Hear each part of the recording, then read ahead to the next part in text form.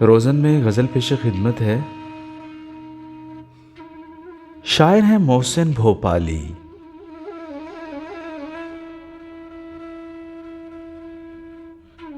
ये मेरे चारों तरफ किस लिए उजाला है,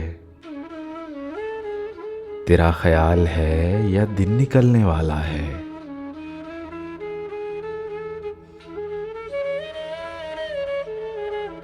यकीन मानो मैं कब का बिखर गया होता,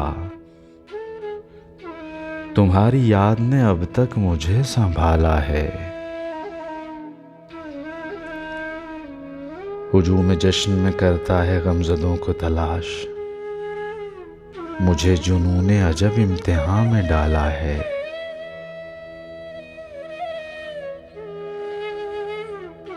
किसी का नाम तो हम लेके शब में सोते हैं, कोई तो है जो सहर दम जगाने वाला है। ज़माना साज डरे गर्दिशे ज़माना से, हमारा क्या है हमें हादसों ने पाला है। यही बहुत है कि नक्शे कदम से बच जाएं, सुखन में रास्ता किसने नया निकाला है।